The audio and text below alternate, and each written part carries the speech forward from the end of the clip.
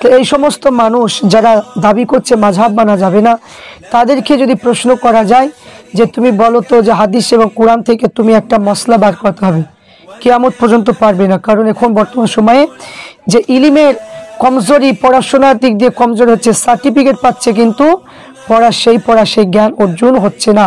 তাহলে এখানে আমরা দেখব যে তাকলিদের বিষয়, যে আল্লামা রুহুল আমিন বশির রহমাতুল্লাহ আলাইহি তাকলিদের প্রমাণ যেটা দিয়েছে সেটা হলো কি, প্রাচীন বিধানগণ নহবিদ্যা আবিষ্কার করেছেন। এর দ্বারা বিশেষ এবং বিশেষণ এবং সর্বনাম অব্যয় শব্দের লিঙ্গ বচন পুরুষ ও কারক ভেদ অবগত হয়ে যায়। এই প্রতি লক্ষ্য না থাকলে আকার ও ওকার পরিবর্তন বিপরীত অর্থ প্রকাশ হয়ে যায়, অর্থ মানে প্রকাশ পায়। এবং কোরআন শরীফের সূরা ফাতিহায় লিখিত আছে ইন্নামা ইয়াখশাল্লাহ মিন ইবাদিহিল উলামা। এখানে যে কোরআন শরীফে সূরা ফাতিহার মধ্যে লেখা আছে যে এর মর্ম হলো তাহার খোদার সেবকদের মধ্যে কেবল বিধানগণ খোদা তাআলাকে ভয় করে।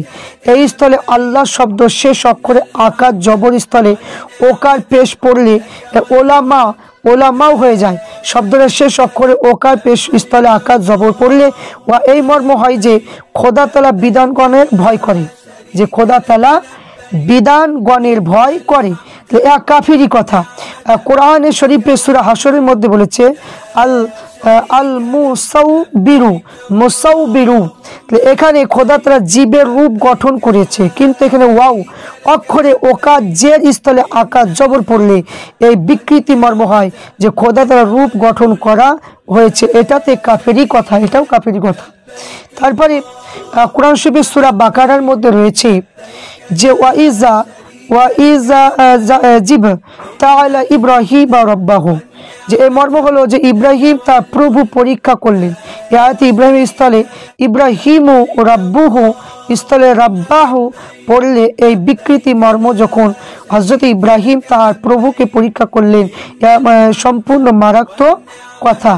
এই নহ বিদ্যা অভাবে যে এখানে যে নতুন যে বিদ্যা যে শিখা হচ্ছে এখনকার যে ইলিমে যে জোর যে অর্থের মানে নিজে করে অর্থের মানে পাল্টে দিচ্ছে, তাহলে এখানে সেই কথাটা আল্লামা রুহুল আমিন হুজুর লিখেছেন। এখানে এক অক্ষর প্রমাণ কোরআন হাদিসে নাই। এইখানে যদি মাযহাব বিদেশিগণ অভ্যেস যদি না করে কোরআন হাদিসে পরিবর্তন করে কাফের হবেন, তাহলে কোরআন ও হাদিসে পরিবর্তন করে সে কাফের হবে।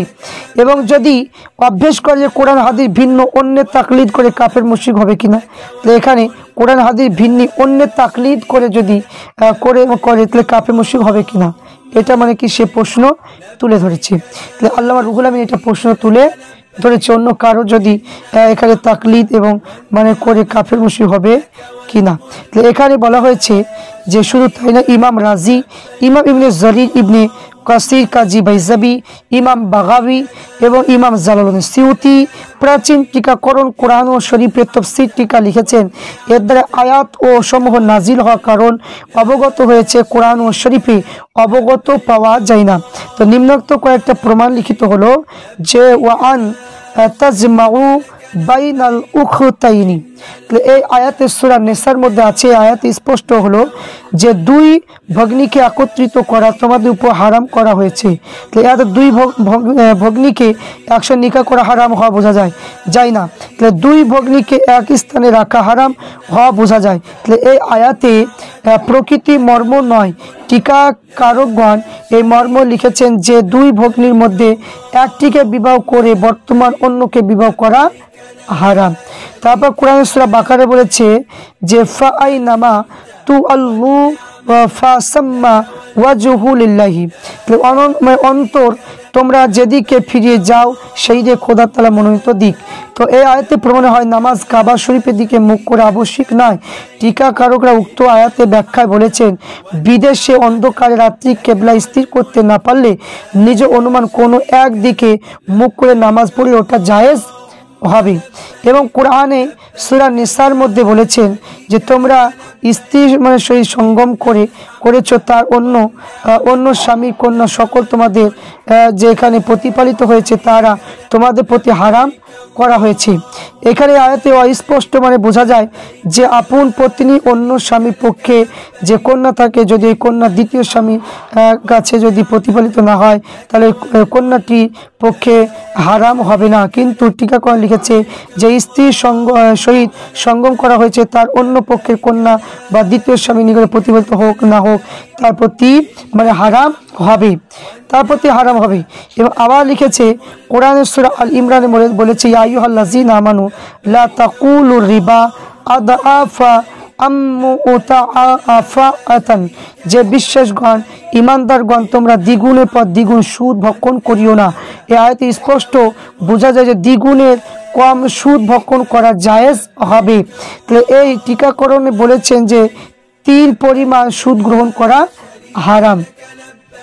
তারপরে ওয়ালা তাকুলু আওয়ালা কাফিরু বিহি, এবং তোমরা তোহার কোরআন ও প্রথম অমান্যকারী হয়েও না, স্পষ্ট মত অনুযায়ী বোঝা যায়।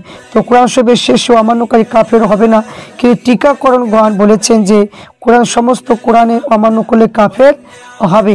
তো এখানে কোরআন সূরা নিসার মধ্যে বলেছেন যে সময় তোমরা ভূমিতে পর্যটন সফর করো, যদি তোমরা আশা কাফেরগণ তোমাদের বিপন্ন করবে, তোমরা নামাজে কসর করলে তোমাদের প্রতি দোষ আসবে না। তো এই আয়াতে বোঝা যায় কাফেরদের সফরে কাফেরদের অত্যধিক আশঙ্কা না হলে কসর পড়া জায়েজ হবে না। কিন্তু টিকাকরণরা বলেছেন যে সফরে কাফেরদের অত্যাচার আশঙ্কা থাকুক আর না থাকুক, যে এখানে নামাজে কসর মানে করা জায়েজ হবে।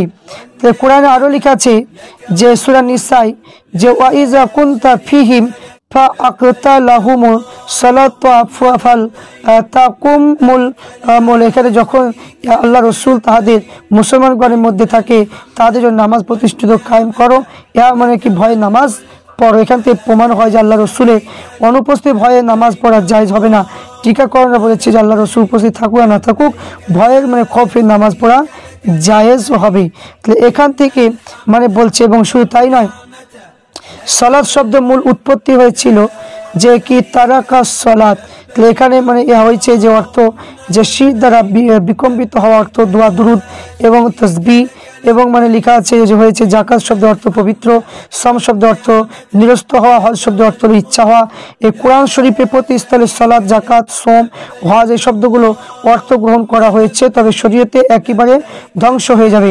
তাহলে টিকাকরণগণ অনেক স্থলে উপরোক্ত অর্থ নামাজ জাকাত রোজা হজ স্থির করেছে। টিকাকরণ এই রূপে অধিকাংশ মতে প্রমাণ হয়, স্পষ্ট কোরআন হাদিসে উল্লেখ হয় নাই। তাহলে টিকাকরণ যে মাযহাব বিদেশি দল টিকাকরণগণের মতে গ্রহণ না করে দুই ভগ্নী একত্রে নিকাহ করা জায়েজ হওয়ার, কেবলা ব্যতীত অন্যদিকে মুখ করে নামাজ পড়া জায়েজ হওয়া, স্ত্রী অন্য পক্ষে কন্যা ব্যক্তি নিকটে প্রমাণিত হয় পালিত হয় নাই তার সহিত নিকাহ করা, এ হালাল হওয়া, দ্বিগুণ কম সুদ মানে হালাল হওয়া, কোরআনের শেষ অমান্যকারী হওয়া জায়েজ হওয়া, কাফেরদের অত্যাচার আশঙ্কা না থাকলে কসর নামাজ জায়েজ না হওয়া, এই সমস্ত খফের নামাজ জায়েজ না হওয়া, এই ফতোয়া দিতে বাধ্য হবেন। তাই এখানে সালাত ও জাকাত সোম হজ এই শব্দগুলো এক প্রকার অর্থ প্রকাশ করে শরীয়তকে বিনষ্ট করবেন।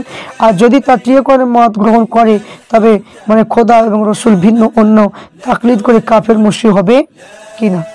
এখানে আল্লামা রুহুল আমিন বশির রহমাতুল্লাহ আলাইহি তিনি সুন্দরভাবে তিনি তাকলিদ সম্পর্কে বর্ণনা তিনি করেছেন মাযহাব মীমাংসা এই কিতাব থেকে পাওয়া